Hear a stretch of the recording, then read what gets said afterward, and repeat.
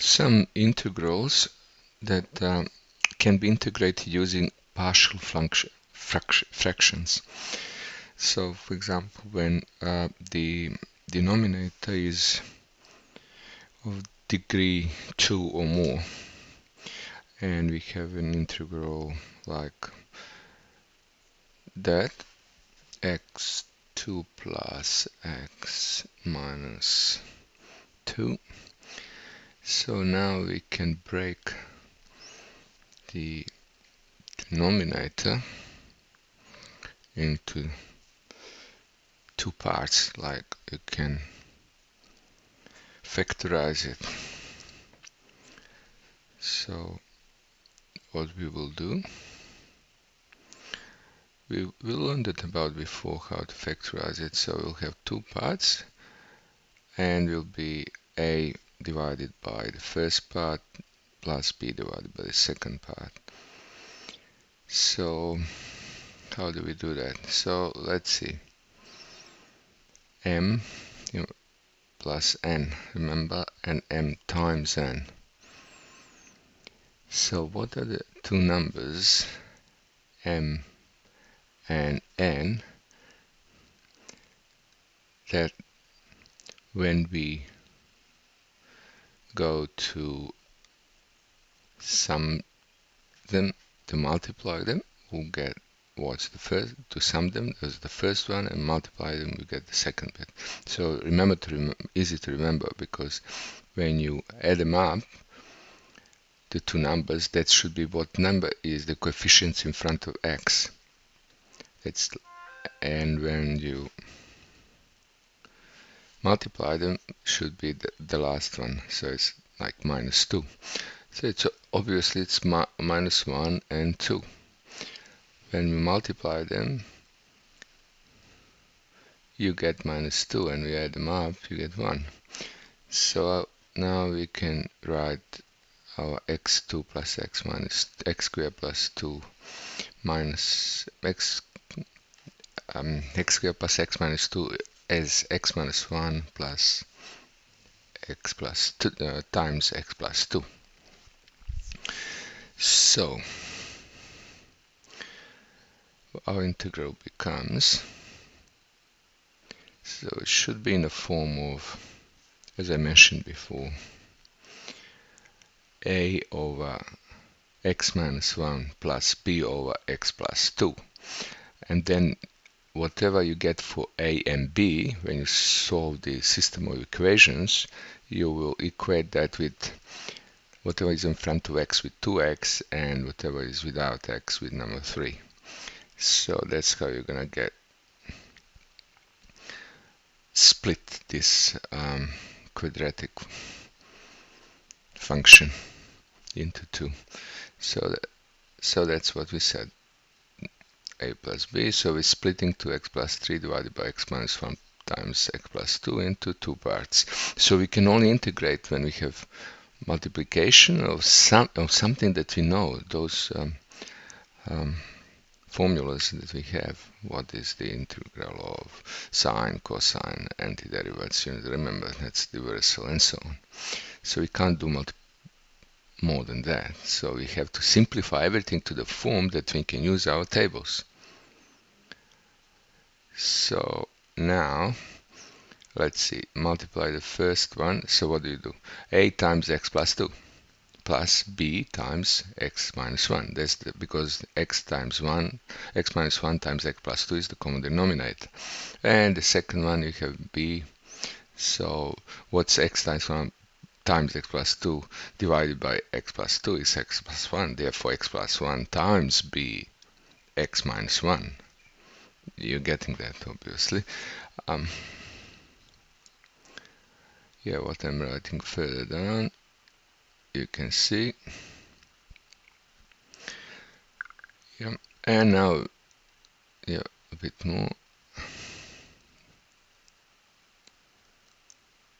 So x is together. So we have a plus b. Yep, and what's left? that will be equal to 3. So it's 2a plus minus b divided by the same denominator. And now we equal our first equation, so that was on the right hand side, to what was on the left hand side. What we've done just, we broke down the left hand side into bits.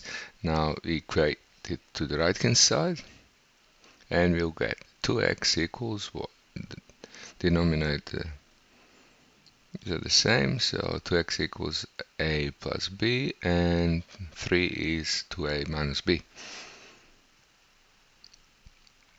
And we add them together, because we have plus b minus b, of course, to solve this system, add them together, and that's our a, 5/3. Now we substitute back into the first one, so we get 2 equals 5/3 plus b, and b is 2 minus 5/3, which is, how many thirds in 2? 6/3 minus 1, minus 5 is 1 is left.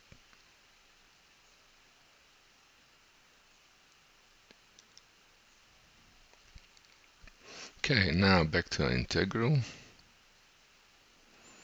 What do you have now? We have two integrals.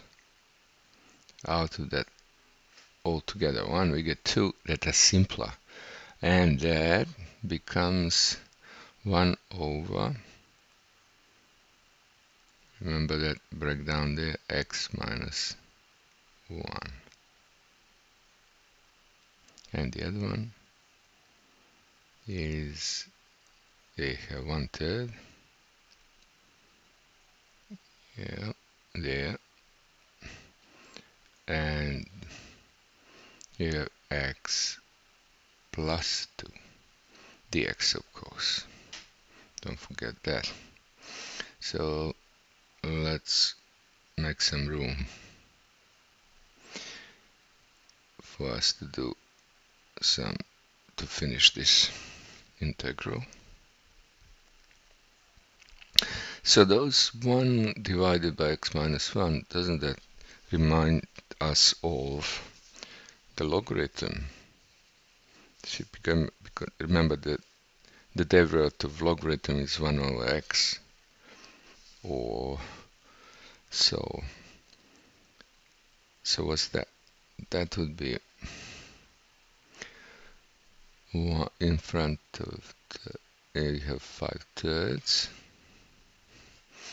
and there we have the 1 over what, 5, what's x minus 1, so whatever is in front of x, in this case we don't have anything in front of us, so it's simple, just logarithm of, for the base of e, natural logarithm of, and what we got, x minus 1. Same for the other one.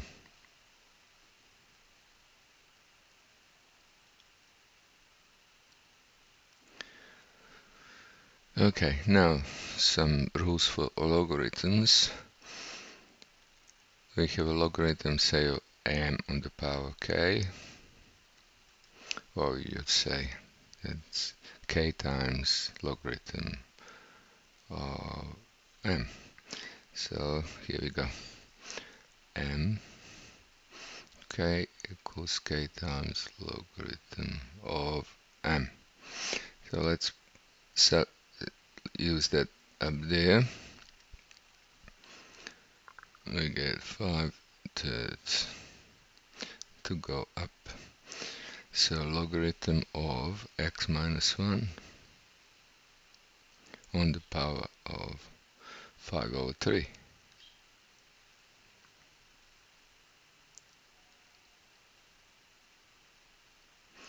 And plus the same for the other one.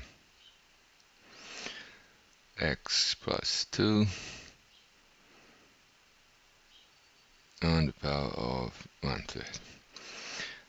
Now we need more room.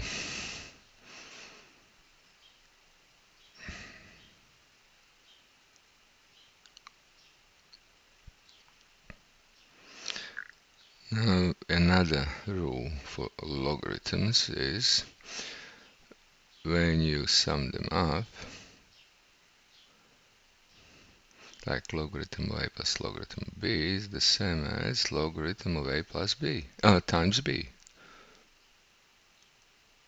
Logarithm of a times b. So we can write a logarithm